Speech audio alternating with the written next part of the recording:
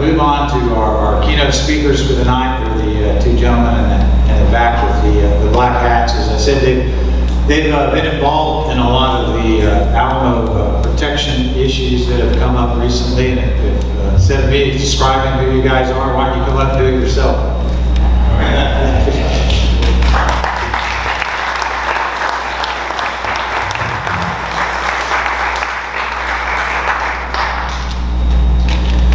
How are you guys doing tonight? Good. Well, I'll introduce who we are first. My name is Brandon Burkhardt. I'm the president of TITFF Freedom Force, and our director, Ramon Garza, is our outreach director for the San Antonio area, so he's sitting back there in the back with the t-shirt and stuff. How many in the room have heard about TITFF Freedom Force before? How much of it was good? There you go. Yeah, well, the media doesn't believe so. We're a nonprofit organization that works on the preservation of Texas history. We do work on the preservation of Texan rights as well, but Texas history is our baby. It's our main mission, and more importantly, we work on the preservation of Texas monuments, which have been under attack for quite some time now. I'll kind of go over the story of how we got started, and then I'll cover some of the stuff on the Alamo here. Myself, I've been involved in politics since about 2010. I started off as a new person, just coming in, typical backing your local candidates, and starting to learn the ropes. I worked a lot with Weston Martinez. I'm not sure if you guys are familiar with him, but he's running for the Texas Land Office right now. Great guy. I've worked with him for a long time. We started off working on trying to remove Julian Castro as the mayor of San Antonio on a recall. We were this close to getting him out of there, but thank God he left anyway, so I didn't have to go for it. We worked on trying to stop the streetcar project in San Antonio, which was just a bunch of taxpayer wasting money. Well, what had happened is they were going to put this fancy little streetcar that no tourist was ever going to get on, really, because it only went a quarter mile. But all of the city council members bought up property along the side because they knew that property was going to go up. And so we shut that down before they were able to get it done. And so therefore, I think they kind of got stuck with the bill for their property. I'm not sure how many of them still own it.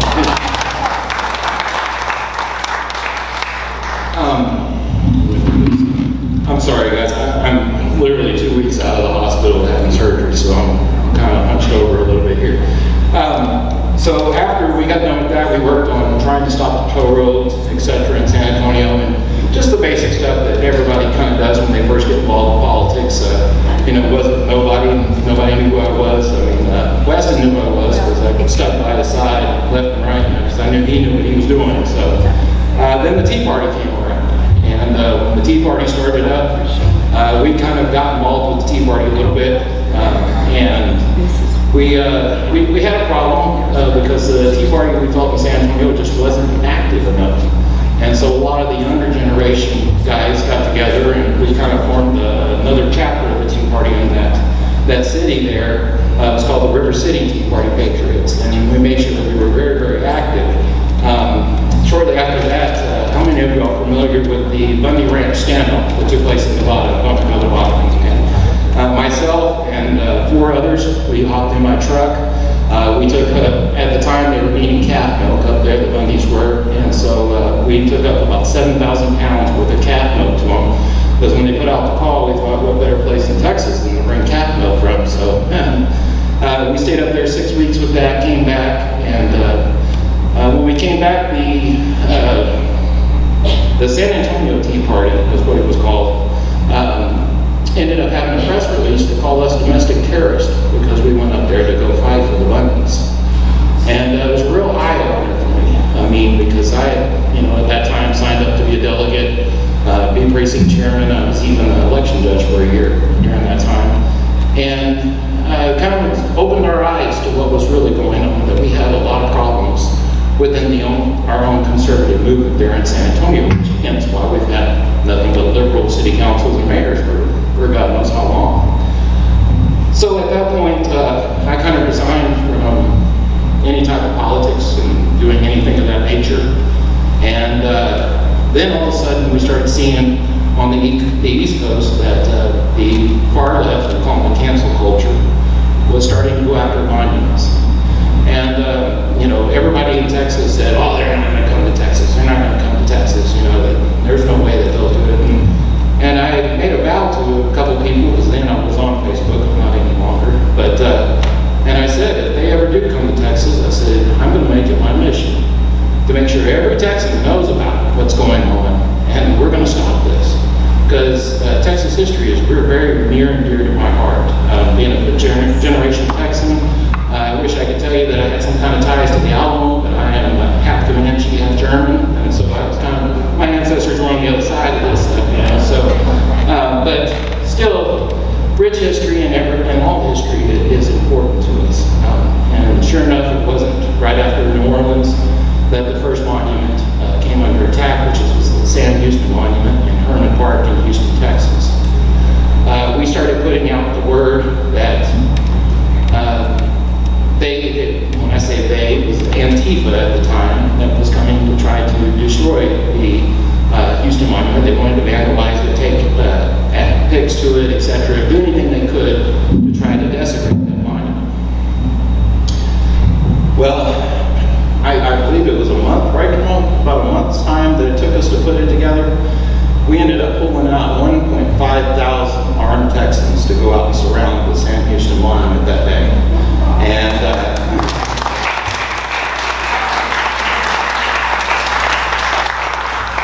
more importantly, the Houston Police, Mounted Patrol, Metro, Park Police, you name it, they were all out there because of all these armed guys out there. They congratulated us that day because we ran a professional rally out there. We had no problems. We kept our people in line, and we did what we were intending to do, was to go out there to protect that monument. Antifa didn't get anywhere near that monument that day, but they did whenever I'd happened to stay at the Zaza Hotel that night. So I walked back from Herman Park to my hotel after everything was all said and done that day.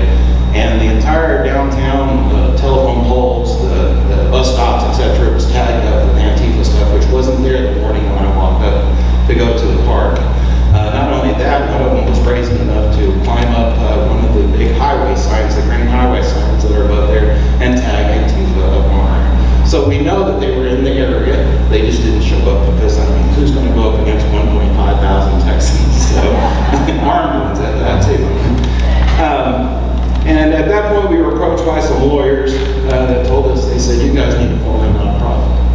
And I thought about it for a while, and I guess about a week or so, and we said, you know what, we will. I said, but we're going to set it up to where, we have really no political party affiliation. Our allegiance is not to a political party, it's to liberty, freedom, our God-given rights, and most importantly, Texas. At that point, This is Texas Freedom Force was born. We went on to work on the Travis Park Monument in San Antonio. Unfortunately, we were fighting an uphill battle against the city of San Antonio during that time. And we fought on for about a month and a half, 2 months. The BLM, Black Lives Matter, came out, brought 20 of their members, stood in front of the monument with a big BLM sign and said, tear this monument down, et cetera, under the direction of then District 1 City Councilman Roberto Trevino. At that point, we went out and brought 350 guys out to the park and took over the park for the entire day and had a big rally that said save the monument. And not only that, half of our speakers out there were African American. And kind of blew the left's mind to see, these guys that had ties that their ancestors fought for the Confederacy, etc.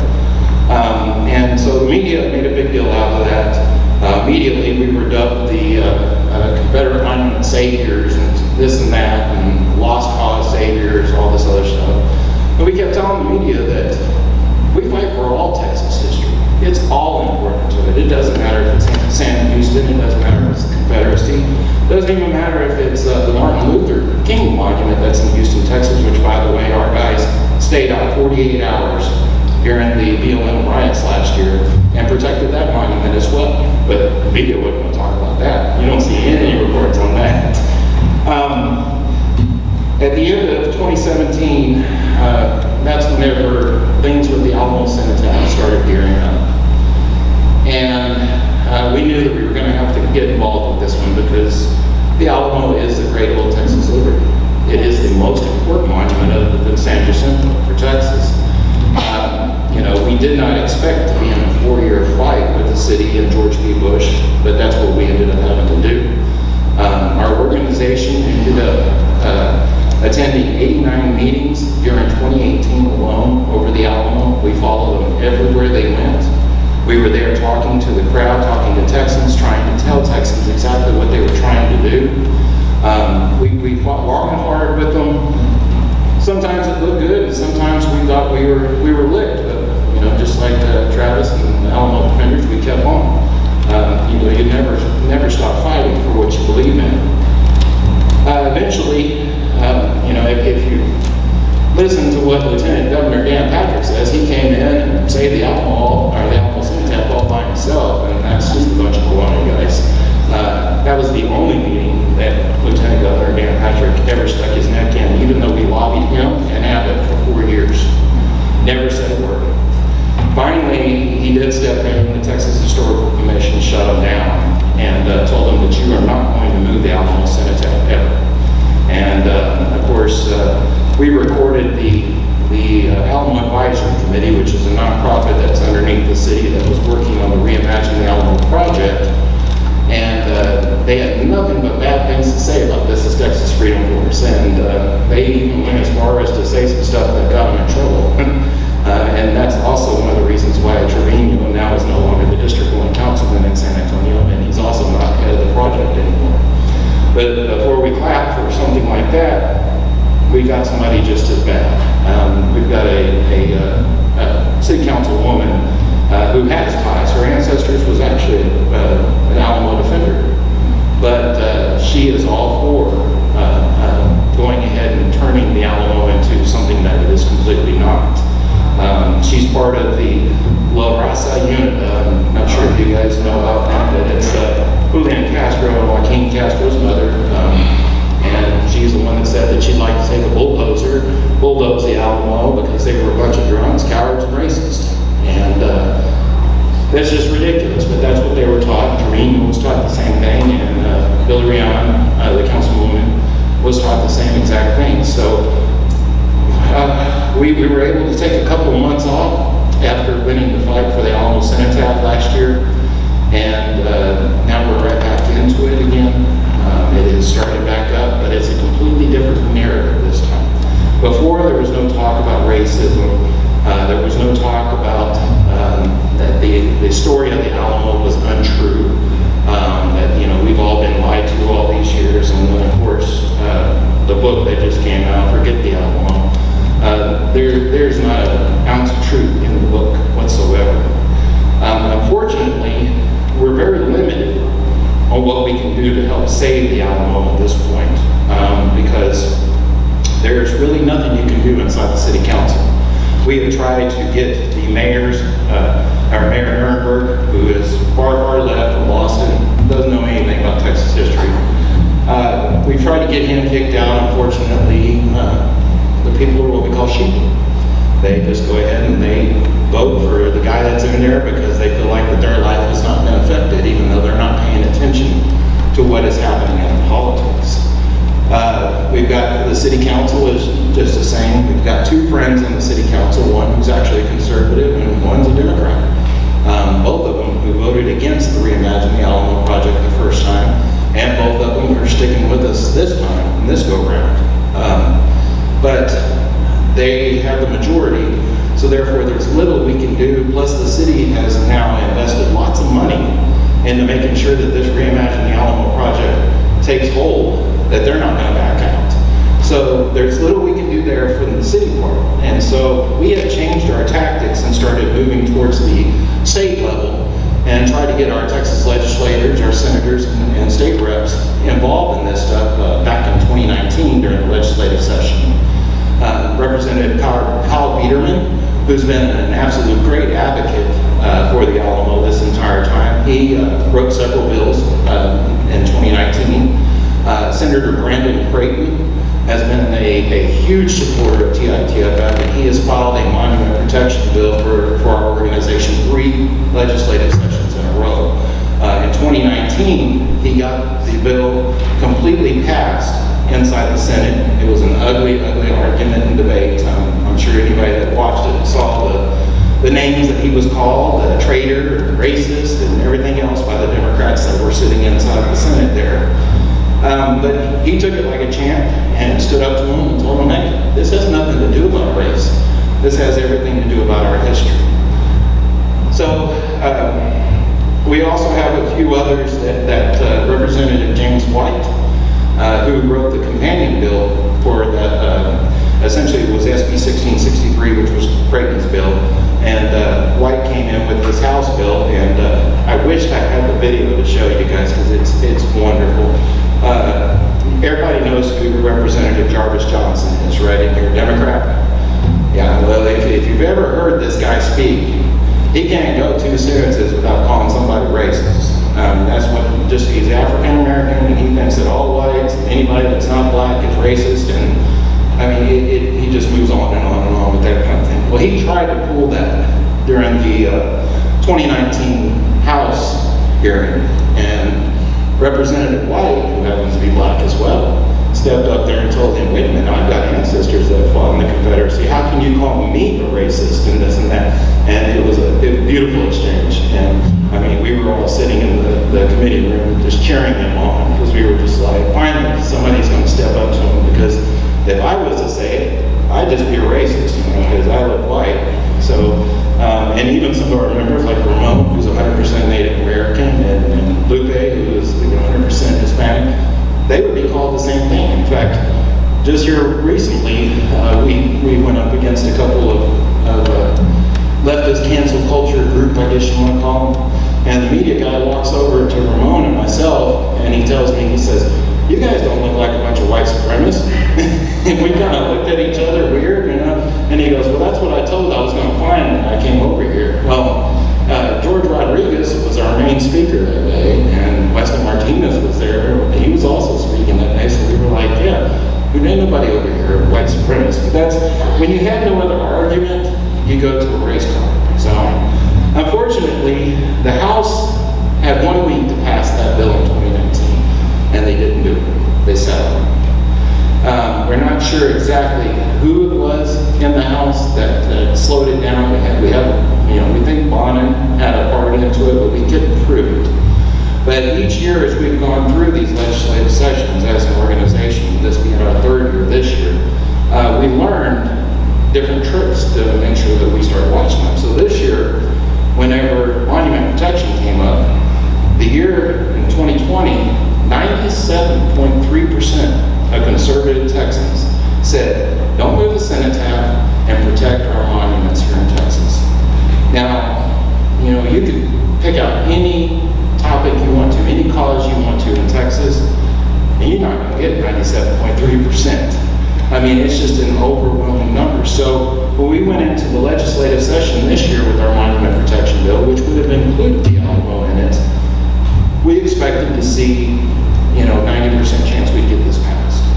And we've been working with Senator Creighton months before they started filing bills. In fact, Senator Creighton kind of makes fun of us because we're always popping in his office, either in his field office in Conroe or up there at the Capitol. And we're always on top of them trying to get the bill. Well, the bill is filed, and we're like, great, here we go, we're ready to do this. And unfortunately, it sat there in committee and didn't go in.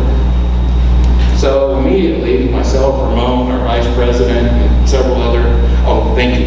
I sweat, guys, and because I'm in pain, I sweat even more, so just ignore that, please. It just means I'm working. So we set, the bill set in committee. We didn't hear much about it.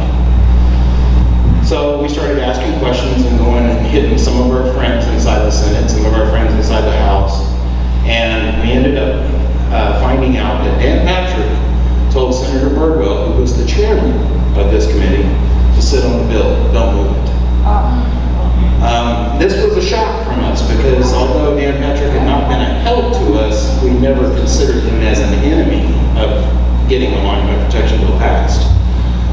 so we requested several meetings with Lieutenant Governor Dan Patrick, told him we'd work with him on the issue. What's bothering you about this bill?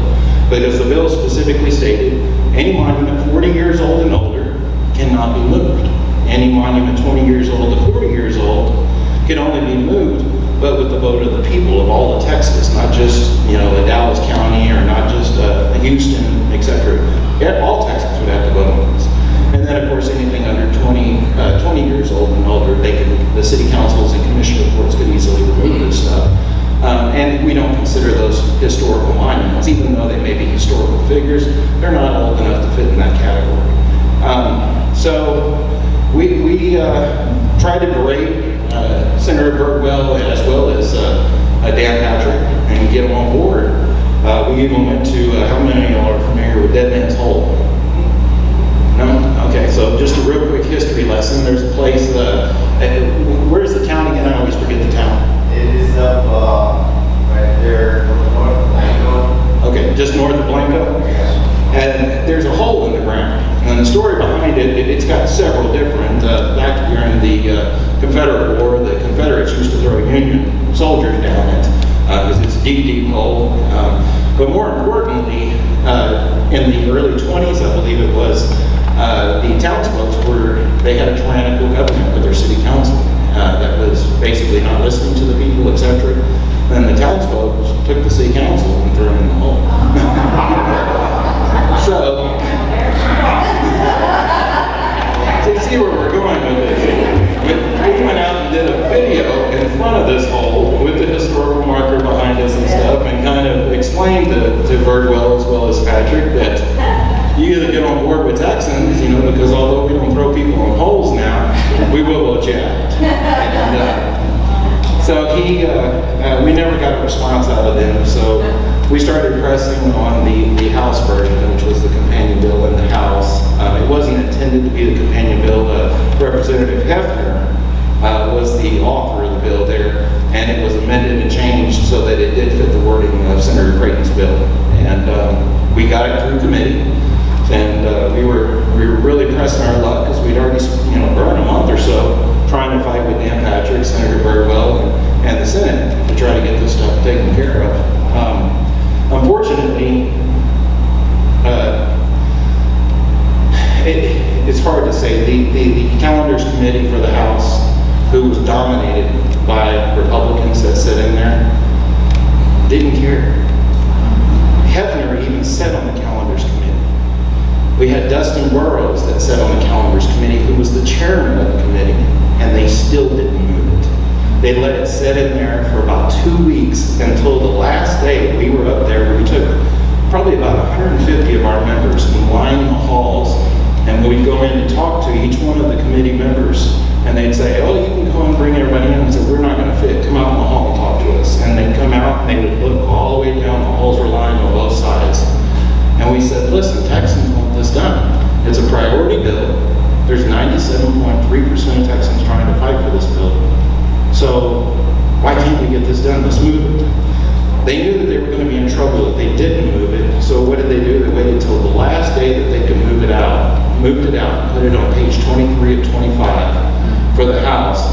And so the bill never got read on the House and everything done. Alan West, who's been a big proponent of ours and spoken several times at our rallies about monument protection, was very upset. Don Huffines is another one that's a good friend of ours and has been out to several of our rallies. He expressed his concern about it.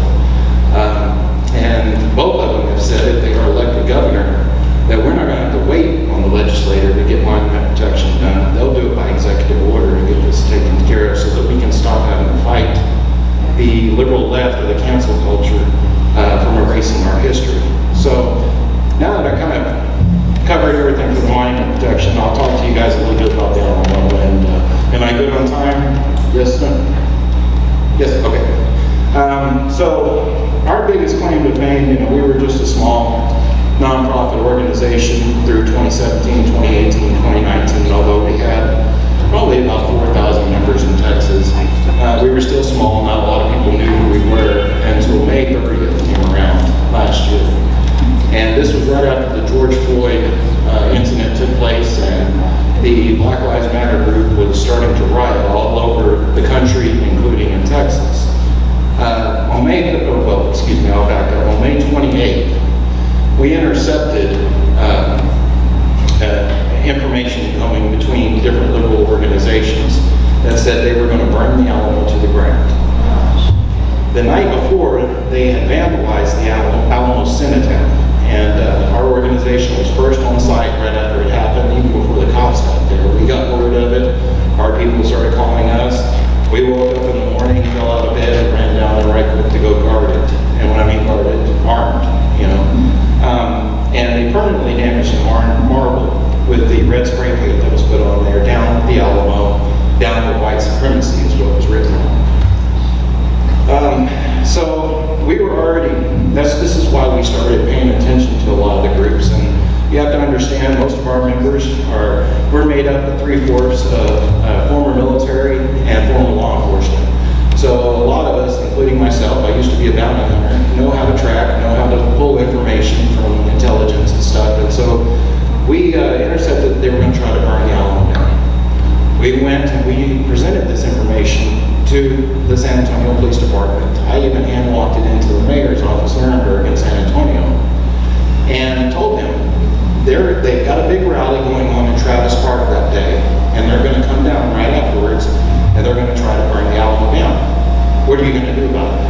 And the first 24 hours, Chief McManus told me, they're not going to come to the Alamo. They're not going to come to the Alamo. No. They're going to be at Travis Park. It's going to be peaceful, blah, blah, blah. The mayor doubled down and went on TV to tell everybody that San Antonio was his GD city. And we've got the video to show it. Right on TV for everyone to see. And come on out to the big rally at Travis Park. He basically was supportive of them. And he went on to hire one of the BLM to be his assistant inside the city to try to defund the police and several other things. So the day before, we realized that if anybody was going to protect the Alamo, it was going to have to be us.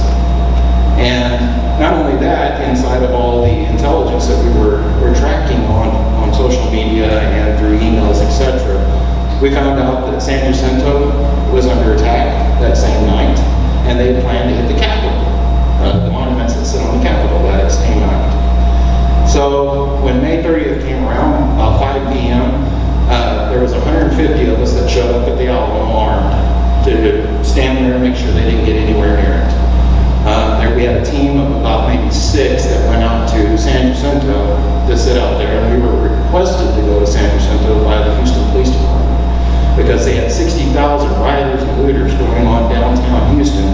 All units were pulled into downtown and nobody was left there to be able to defend it, so our guys went to go defend it. The only place that we couldn't go, because again, mind you, we're still a small organization and everybody's spread out in this big state, we couldn't go to the Capitol. Sure enough, I talked to Chief McManus. In fact, there's video and pictures that we have all over our sites and media sites and YouTube, etc. Where I'm talking to Chief McManus the day of, and he's still telling me that they're not coming to the Alamo. You guys can go home, it's no big deal. And I told him, I said, until everything cools down tonight, we're not leaving. We're staying. So he leaves a few minutes later, coming down Houston Street, just a huge crowd start coming in. Next thing you know, the bike patrol, God bless them, they came out and formed a line with their bikes in front of Alamo Plaza.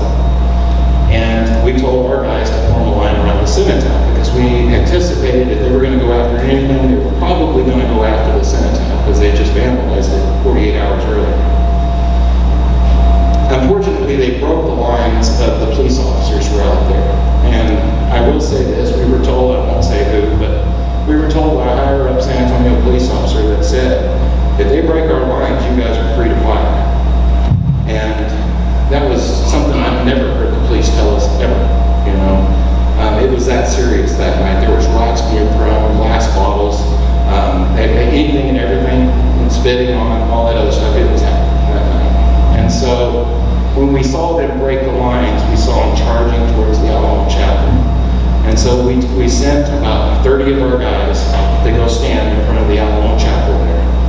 And we beat them to the spot. We held on to the spot. The Alamo Rangers, and you have to understand, we know these guys because we've been working there to save the Alamo Cenotaph for 3.5 years at that point. They know us because we're out there probably 2-3 times a week, if not more. The fear in their eyes was just something else.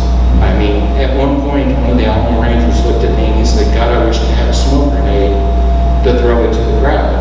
And I reached him a pack and handed him one. And I said, do you want to throw it? And he said, oh, I can't give you that or whatever. And I told him, I said, well, you know, I don't mind throwing it. I said, I just don't want to, you know, get in any trouble if I throw this, because at that point they hadn't done anything other than yell, scream. 4,000 BLM rioters and looters were all in the plaza. One of our director back here, Ramon, he's a Marine, guys, so this big guy, I mean, bigger than I am, he's like this big black guy, walks up and he socked Ramon as hard as he could, just rear back and hit him, even though we're armed and all that. Ramon didn't move, he was like a tree trunk. In fact, we know Marines are tough, but when you see the videos, we have it on video on YouTube, he didn't budge one bit. In fact, his Marine cap fell, he catches it, puts it back on his head, smiles at him, and tells him, come on, and the guy seen right into the crowd. At that point, I was standing about dead center of the Alamos chapel, and my whole entire left flank, all you could hear was safeties being clipped off and rounds going into the chambers. We knew it was that close, and we were about to have to open fire. And, you know, we look back, we've got about 12 officers that are behind us that are being protected by us because they're overrun out there. And so I made a phone call to the chief of police, McManus out there, and I told him, you've got to get the riot squad out here because we're outnumbered at this point, and it's going to come down to shooting if you don't get somebody out here to try to de-escalate the situation. And the vice president of Open Carry, Texas, who happened to come out there and join us, he was on the phone with the assistant chief, excuse me, and he was telling him the same thing, get out of here. Meanwhile, they're throwing the frozen water bottles, etc., and one of the bottles ends up hitting one of their own guys that was out there, and bust his head wide open. I mean, blood just pouring out, etc. Well, we run with the medical group for this exact reason, because we've dealt with the Antifa and thugs like this for quite some time, so we know there's going to be some injuries. And so our medic sets him down on the ground, starts checking him for concussions, starts wrapping his wound, starts trying to get a hold of EMS and find an extraction point to take him out, everything. And it was amazing because the guy came on Facebook about 2 days later, because it was all caught on video and everything. We were, you know, of course, boasting about how we're helping the enemy, you know, and treating them. And he said, you know, I've heard a lot of stuff about you guys and how bad you were and this and that. And he said, my opinion of you guys has completely changed. He said, y'all took care of me. And so there was blood all over the cement, everything else, but we got him out. And so that'll make it kind of worthwhile. But the long story, I'm gonna make it long story short, the Alamo was not touched that night. So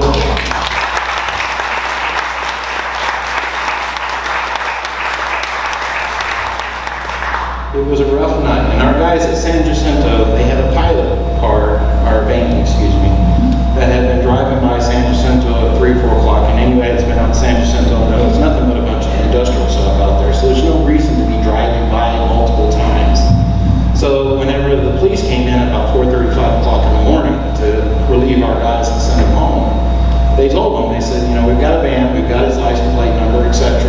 You might want to keep an eye out for this because they're up to no good, whatever they're doing. The Houston police ended up arresting that man. They stopped them and ended up arresting 4 individuals with 3 cases of red spray paint. So they were going after, so San Jacinto was actually protected by us. So our guys out in Houston, we were really proud of them for doing that, especially since they didn't have the numbers that we had at the Alamo. The only place that got hit that night, on May 30th, was the Capitol. And that's because we were so spread thin, we didn't have guys to send to all 3 locations. You would have thought that Abbott and all them and the DPS would be able to handle the Capitol. but they hit several monuments there at the Capitol. Thank God they only spray painted them, and it wasn't any serious destruction with hammers and stuff like that. But it just goes to show that out of 3 targets that night, the government didn't even protect one.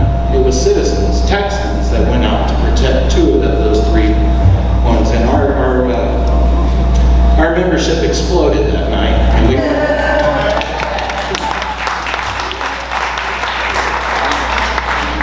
and I'm pleased to announce that we are 60,000 strong across the state of Texas.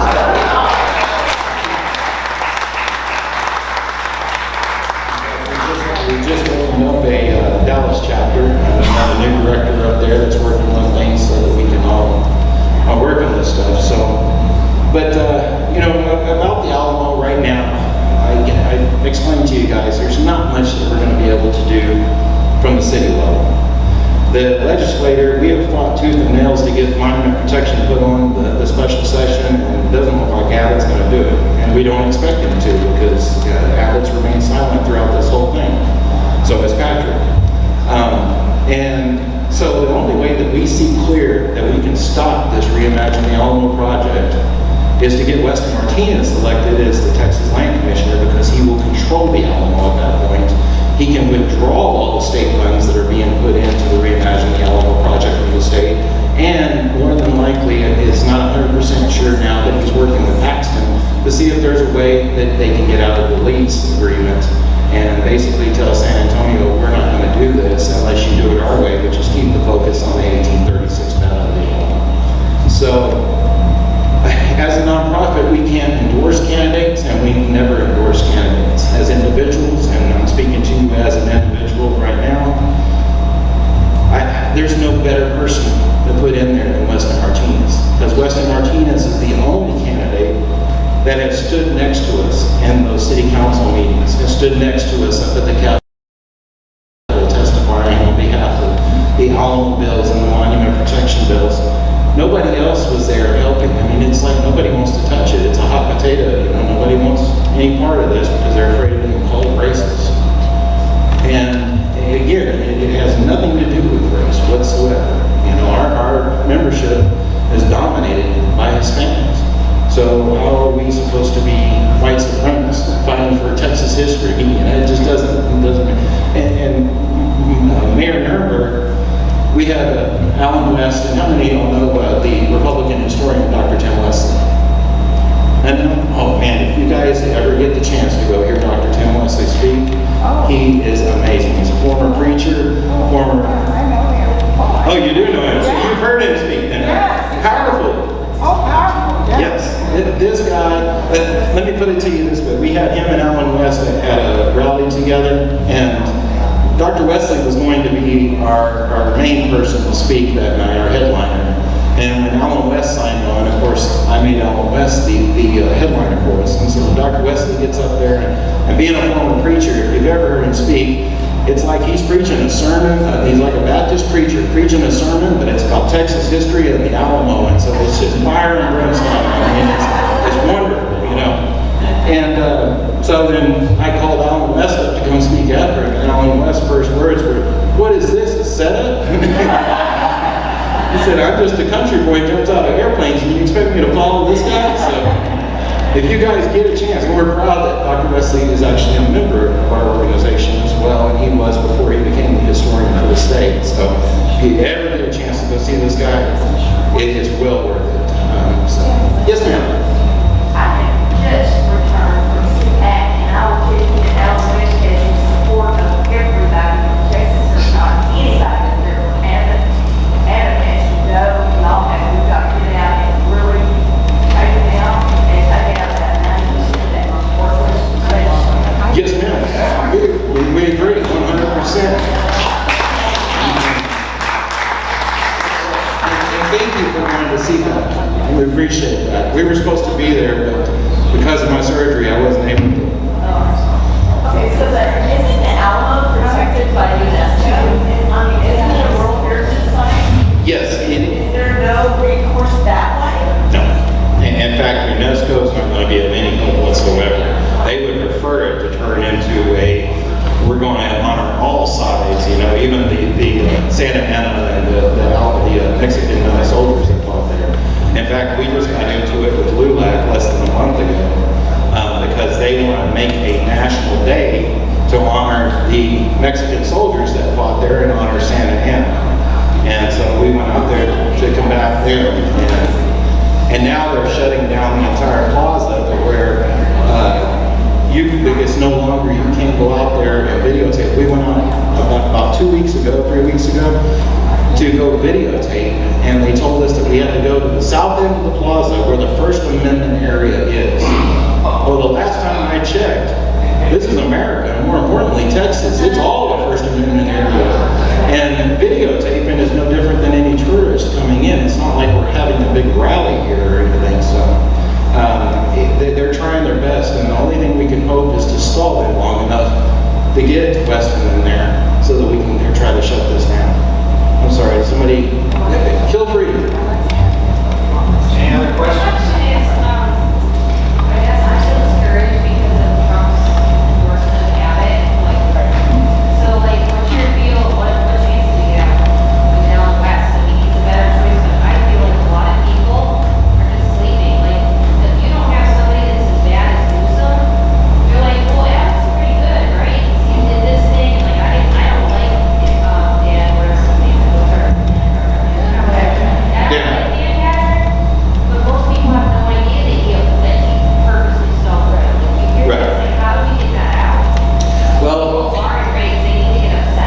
The main thing is to talk within your groups and your organizations and let them know this stuff. And if you have questions, feel free to contact us, because one thing we did do while we were at the Capitol this last time, every conversation we had with a senator and a House representative, we had a spy cam on us that recorded the entire conversations. So we've got them on tape. We're just waiting for one of them to call us a liar.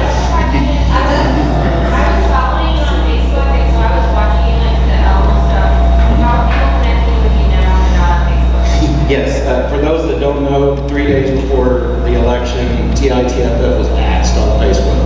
Never had a warning, never violated their rules, so they just banned us because most likely over the Alamo incident last year. But we're on MeWe, we're on Twitter, and our webpage, if you go to txfreedomforce.org, we have a list that says contact us, and it shows you all the social media sites we're on, but the biggest two are MeWe and then of course Twitter.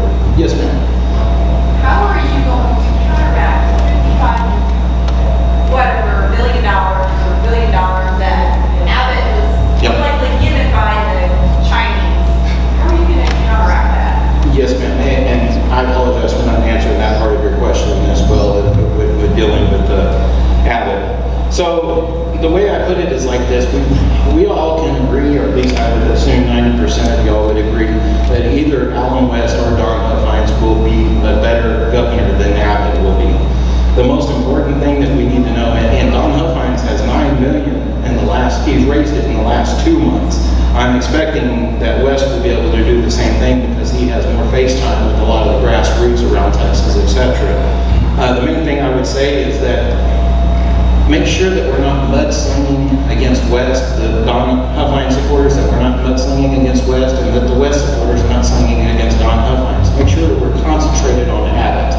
Because if you see West and Huffines, they both congratulated each other for being in the race. They're both supportive of what each other are doing, and that's because they know both of them would be better for Texas. So we've just got to keep pushing it on. I know that we're going to have a tour that we're going around Texas to call out every single person, Abbott, Patrick, the Calendars Committee that stood in the way of monument protection, and we're pretty known for showing up with big numbers and making a big fuss. If we go to their districts, we're not afraid to travel in Texas. Is that something, and maybe you already had it, can you put that on your site, like maybe a document that we can even print if we're talking to people, like, so we have the facts. A lot of times you go out and like, well, I heard this or I read it, but you around the date or the name or something, so like Sure. specific stuff that's been done, I guess, or whatever, even though your fight is the monuments, now it's a lot worse than that, a lot of other things. So Oh yes, absolutely. if you could put that on your website, so we have a little bit of ammo. Sure, absolutely. We'll get it up there this week then. And every organization, you know, they have their targeted mission. And we're supportive of others. We held a town hall meeting in Houston about 4 or 5 months ago, where we brought out Texas Right to Life, and we brought out Open Carry Texas, and we had a town hall meeting which was moderated by Doc Green, who's a radio personality, conservative radio personality out of Houston. And we invited the public to come out to hear from everybody and to understand what each and every one of our missions were. We're not against working with any other organization. I mean, because everything is important. Election integrity is important. We just all can't be on the same, working on the same thing at once. Otherwise, a lot of other things slip through the cracks. I just find as the general population, they don't have any idea voting records. They don't pay attention to something like, did you know that Abbott, voted against this or whatever? Yes, They're like, ma'am. oh, I didn't know that. So I think that's helpful if we have a document that has that part of it. Okay. Yeah, and also on our YouTube channel, if you go there, there are a couple of videos that has some of that stuff in there. I mean, that's one thing that I always tell people. I have a useless degree of graphics design, and but it comes in handy now when it comes to making videos and stuff like that. So that we put some of that out, but I will make sure that it's on the website this week. We'll get something out for you guys. And we have a blog as well on the website, and so you can kind of go through the blog and to read some of the stuff as it was happening. We were posting it up to let everybody know the facts about what was happening, because we can't rely on the media. Any other questions real quick? I'm sorry. No, go ahead. Go ahead, Bill. I just want to say that Mark comes Monday, July the 19th, Alan West is going to be in Fredericksburg at 10 o'clock in the morning. He's going to be here at the theater center at 1:30, and we're going to have a big fundraising party that night. So that's the 19th, and he is wonderful. July And 19th. on the other issue of how we get the message to Trump, we saw lots of important people at CPAC, and we had a very important conversation with Dr. Ronnie. Trump calls him Dr. Ronnie, and we told him he needed to get some good advice to Trump, because Trump has endorsed Abbott, and he's endorsed some other people in other states, and I'm really curious with him because he's endorsed a bunch of liberals, and he doesn't know what he's doing. I'm sorry, No. And Trump endorsed George P. Bush, so it just proves he's human. Everybody can be wrong at some point, I'll say one. I turn it back over to you, sir.